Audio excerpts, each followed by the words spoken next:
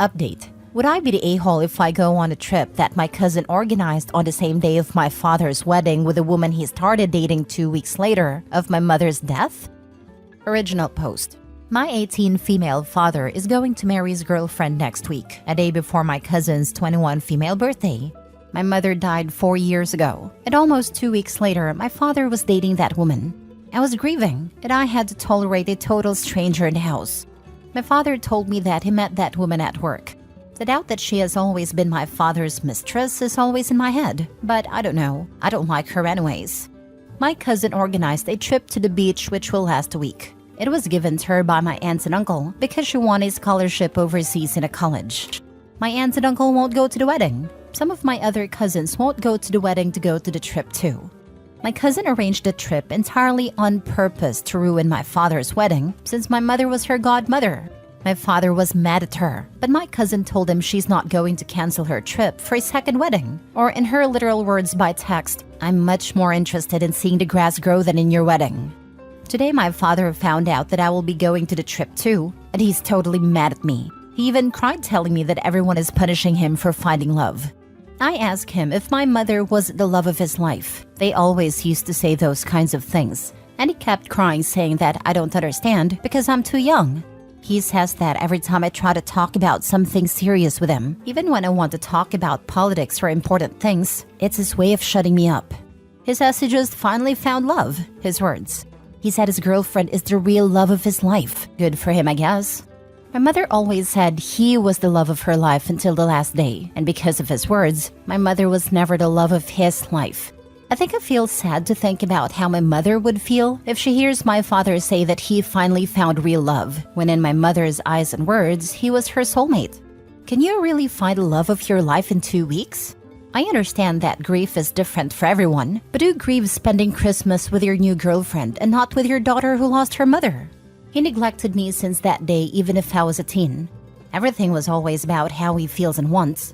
I told him that I will go on the trip and I don't want to attend his wedding, and he kept crying. My paternal grandmother called me to pray and tell me that I'm being unfair to my father who just found love again. But I just don't want to go or be near him.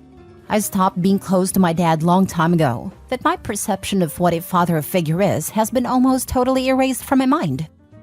Edit. My parents didn't have an open marriage or anything like that. My mother always made it clear that she would divorce if she thought the marriage was bad or getting weird. I'm sure that in her eyes, she had a healthy and normal marriage. We were all shocked with the fact that my father introduced his girlfriend when we were all grieving. It's something no one understands to this day. My mother died really quickly from a virus/bacteria. She died within a month and a few days, and no one expected her to die. Not even my mother expected her health to get like this. She believed to the last day that she would live.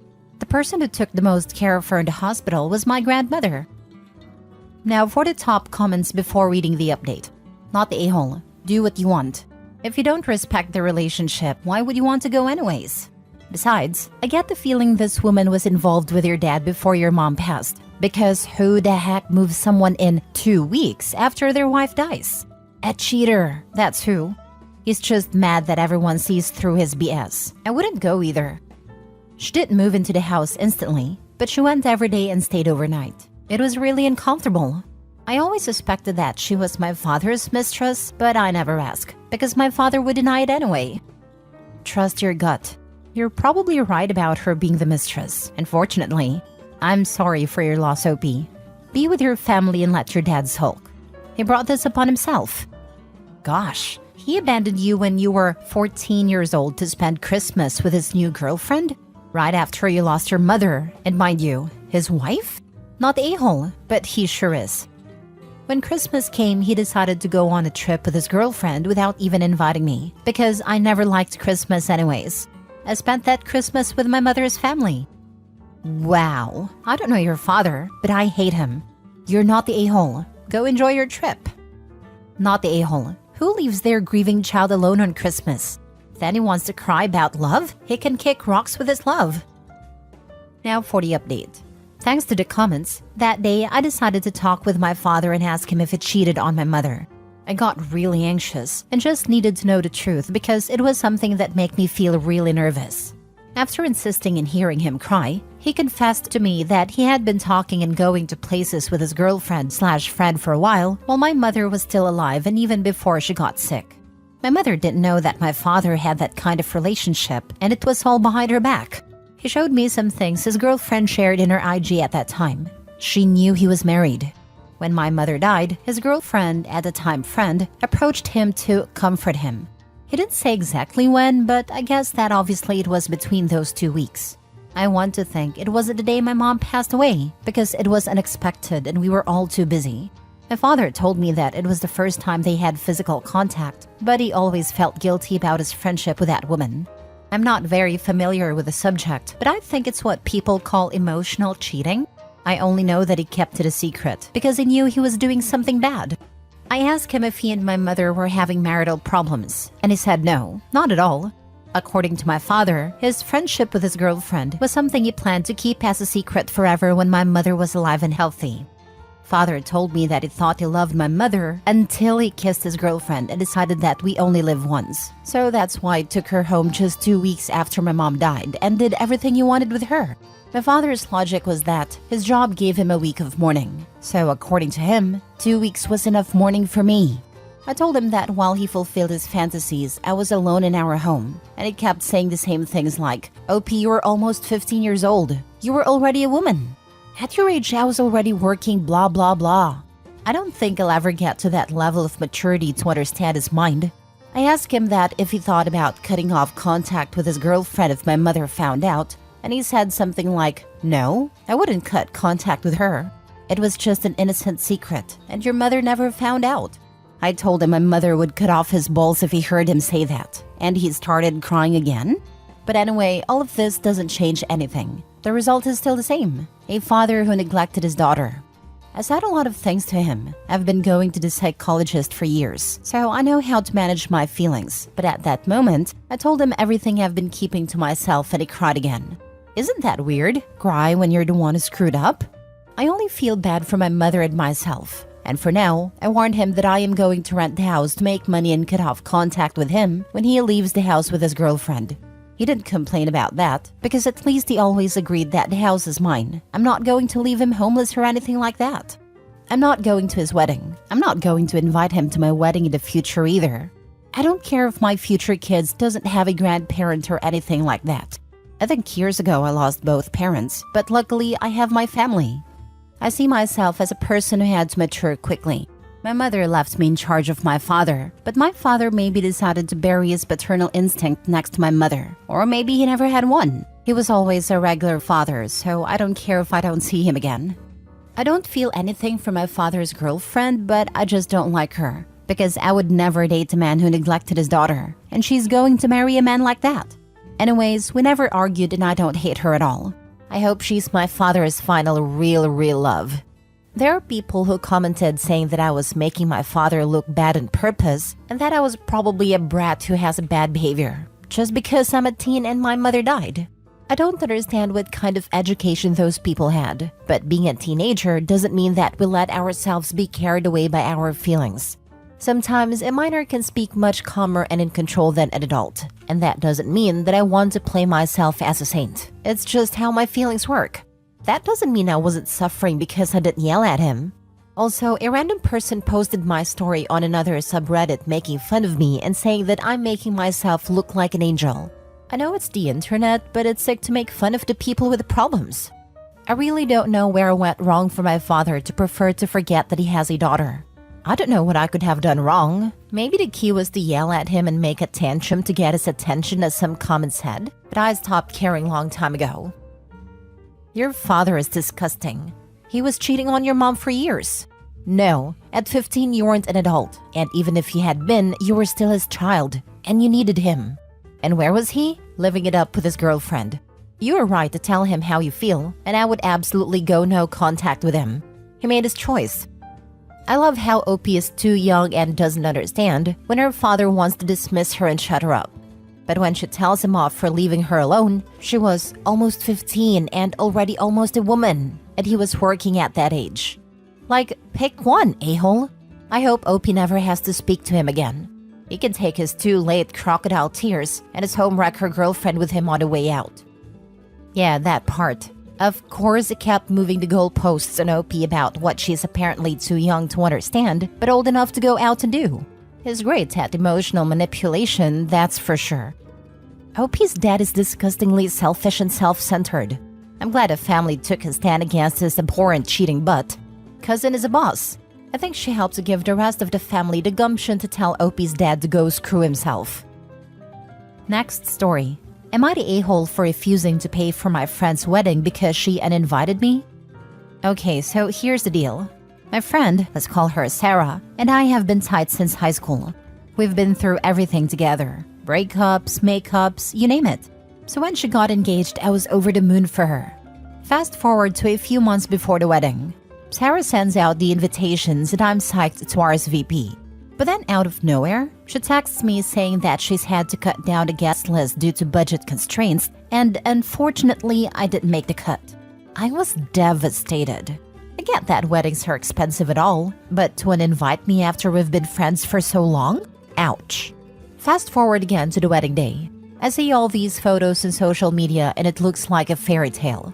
But here's the kicker. Sarah texts me later that week asking for money to help cover the costs of the wedding. Apparently, they went over the budget, and she is asking all the guests who didn't attend to chip in. I was floored. Not only did she uninvite me, but now she expects me to foot the bill for a wedding I didn't even get to go to? I told her no way. I refused to pay a single dime. But now she's saying I'm being selfish and unsupportive. Am I the a-hole here? Or is Sarah out of line for expecting me to pay for her mistake? Now for the top comments. Not the a-hole, and I hope you know that. I would stop this friendship entirely. Send her a few laughing emoticons/gifs, and then block her. One of the tackiest things I've ever heard. Thank you for your support and understanding. It's been a roller coaster of emotions dealing with this situation.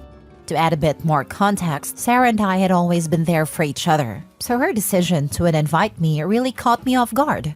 I tried to rationalize it, thinking maybe she was under a lot of stress or pressure to cut costs, but it still hurt nonetheless. I don't want to cut her off, as she helped me through some tough times. Is there anything else I can do in this situation? No problem. I normally don't advise people to troll people, but in this case, I would personally troll her in the most childish of ways with laughing emoticons and memes. Not saying you should.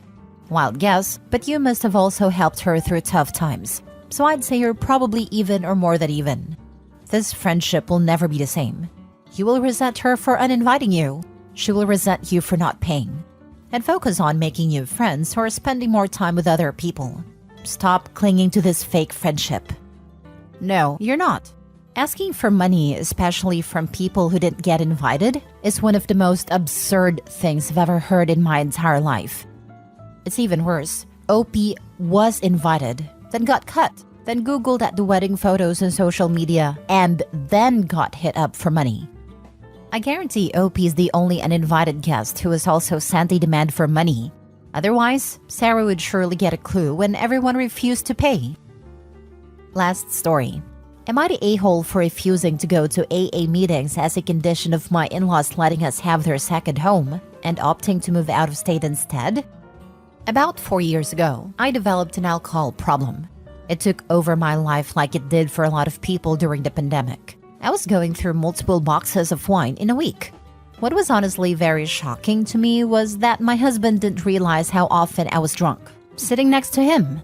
When I first came to him to tell him I needed help, he was confused. I had done some effort to conceal my drinking, but I figured as my husband, he had to have at least known. Apparently not. 6 months ago, I finally started to seek help from a qualified medical professional. I tried an AA meeting and quickly learned that it just wasn't for me. I know it's great for a lot of other people, just not for me. I preferred to work with my addiction counselor and evidence-based support group led by a medical professional. My in-laws are aware of my problem. My mother-in-law wanted my husband to leave me and take the kids. They are both of the mindset that alcoholics have to go to AA. Otherwise, they won't get better. We've tried to explain to them that it's an outdated perspective that doesn't take into consideration the many alternatives. They don't care. We're finally in a better place and ready to find a long-term home.